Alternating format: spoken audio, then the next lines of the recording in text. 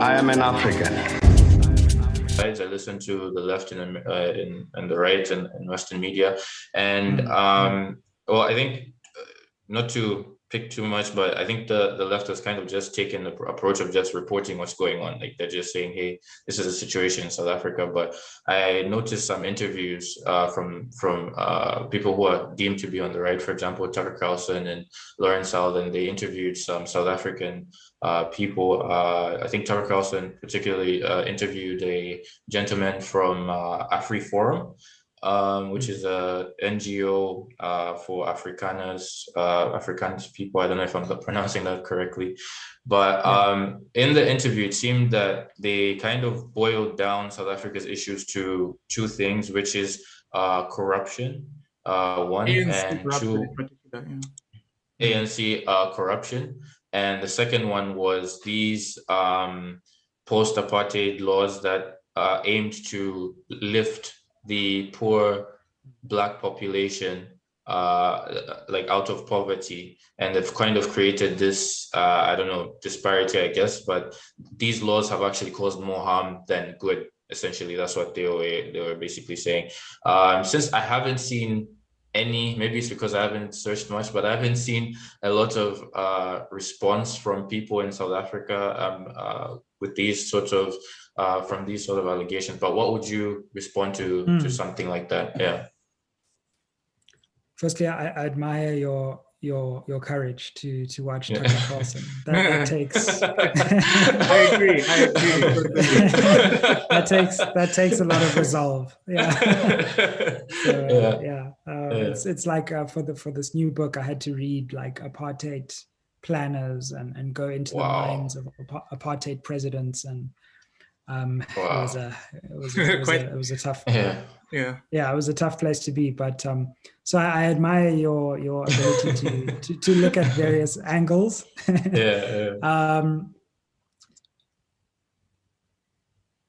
Organizations like AfriForum are, in my view, one of the most dangerous aspects of what I'm calling the new apartheid in South Africa. And my argument is that apartheid did not die, it was privatized. So the management of the state and the burden of public administration went to the ANC government, and economic power increasingly went to the private sphere. But along with that economic power, which increasingly devolved to the private sphere, and by the way, the ANC helped by weakening the state on its own, you also have the rise of private institutions that are increasingly usurping the role of the state and the role of government. And so AfriForum is one of these, which has now developed like its own private prosecution arm. So it's even taking on like prosecutorial responsibilities from the state, criminal investigation, privatization, all towards a kind of.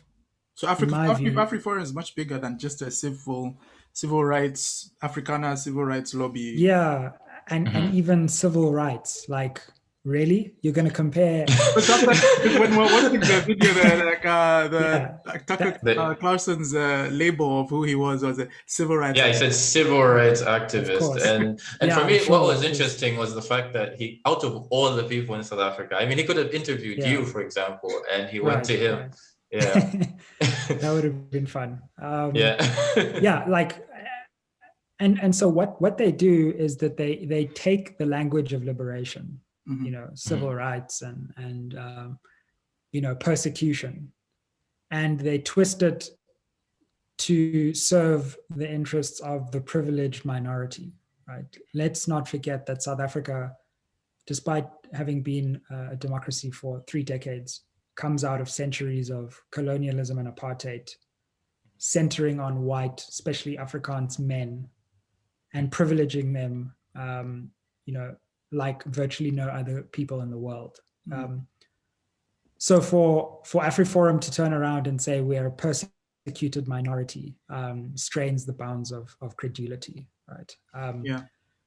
But part of the reason that they gain currency, even in international media, is that the ANC itself has failed to reach the aspirations of the majority, and especially the Black majority, and has become corrupted itself. And so now you have the situation where people and groups like AfriForum, who are actually pursuing a conservative agenda to keep apartheid privilege, turn around and say, look how corrupt the government is. This is also bad. And the thing is that actually both of them need to be criticized. AfriForum on the one hand for trying to preserve white apartheid privilege, and the ANC government for being corrupt and not responding to the needs of the South African people. And so we're kind of caught in this bind in South Africa where those who criticize racism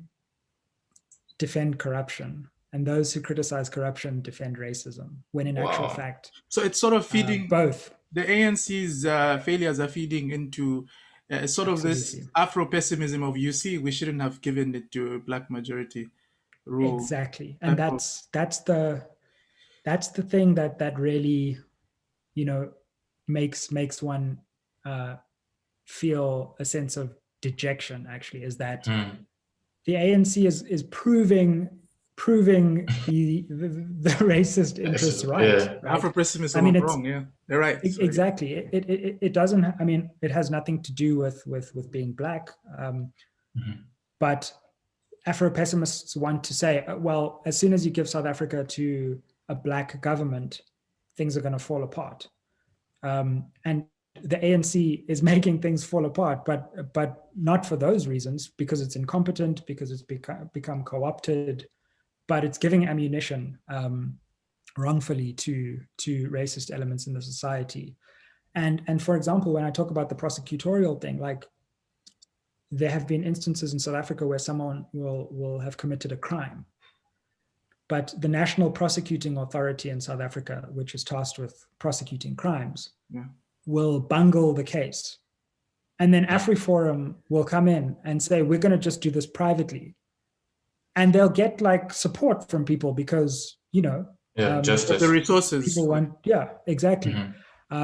But the dangerous thing is that slowly but surely the state is being replaced by these private interests that are not accountable to people. So I'm really glad you raised that, because there's a tendency when you realize that the ANC government is messing up to say, oh, okay, maybe people like AfriForum, are the way to go. But it turns out that, in fact, they're both two sides of a similar coin. And that coin is apartheid power, which still resides in South Africa. AfriForum is a vestige of that power, and the ANC has become complicit in supporting that power. Wow. Hey guys, if you liked that video, don't forget to like, share, and subscribe. If you'd like to hear more of this, check out the full-length podcast on multiple platforms, including Spotify, SoundCloud, and Apple Podcasts. See you guys there.